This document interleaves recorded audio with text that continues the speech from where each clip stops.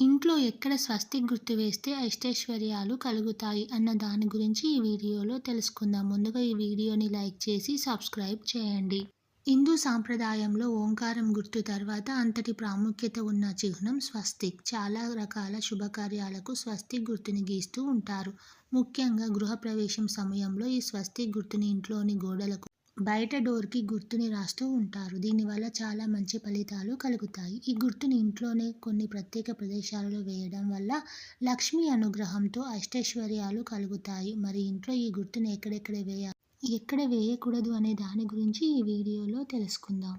మొదటగా మీ ఇంటి main door మీద స్వస్తిక్ గుర్తు ఉండాలి. ఈ గుర్తుని మీరు కుంకుమతో వేసుకోవచ్చు, లేదంటే అందుకు సంబంధించిన స్టిక్కర్ అయినా సరే వేసుకోవచ్చు. ఇలా ఈ గుర్తును మీరు మెయిన్ డోర్ మీద వేయడం వల్ల ఏదైనా వాస్తు దోషం ఉన్నా కూడా తొలగిపోతాయి.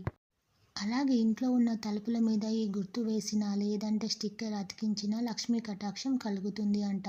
అదేవిధంగా ఇంటి మధ్యలో ఉన్నటువంటి గోడకు కుంకుమతో స్వస్తిక్ గుర్తు గీసినా, లేదంటే స్టిక్కర్ అతికించిన కీర్తి ప్రతిష్టలు కలుగుతాయంట. వృధా ఖర్చులు తగ్గిపోతాయని చెప్తున్నారు. డబ్బు దాచుకునే బీరువా మీద కూడా ఈ గుర్తు ఉండడం చాలా మంచిదంట. కాబట్టి బీరువా మీద కుంకుమతో ఈ గుర్తు వేసుకుంటే వృధా ఖర్చులు తగ్గి సంపాదన పెరుగుతుంది. అదేవిధంగా పూజా మందిరంలో కూడా ఈ స్వస్తిక్ గుర్తు ఉండాలి.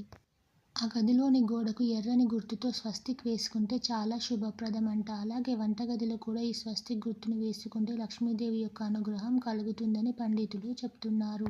వంటగదిలో గ్యాస్ స్టవ్ ఎదురుగా ఉన్న గోడ మీద స్వస్తిక్ గుర్తు వేయాలంట. ఆపై దానికి 4 వైపులా కుంకుమ బొట్లు పెట్టి 2 నిలువు గీతలు ఎడమవైపు, మరో 2 గీతలు కుడివైపు పసుపుతో గీసినట్లయితే ఆ ఇంట్లో లక్ష్మీదేవి తాండవిస్తుందని చెప్తున్నారు. ఈ విధంగా చేస్తే ఆహారానికి, ధాన్యానికి ఎలాంటి లోటు ఉండదు. ఇంటికి ఆగ్నేయ దిశ కూడా చాలా ముఖ్యమైనది. ఆగ్నేయంలో అగ్నిదేవుడు ఉంటాడు.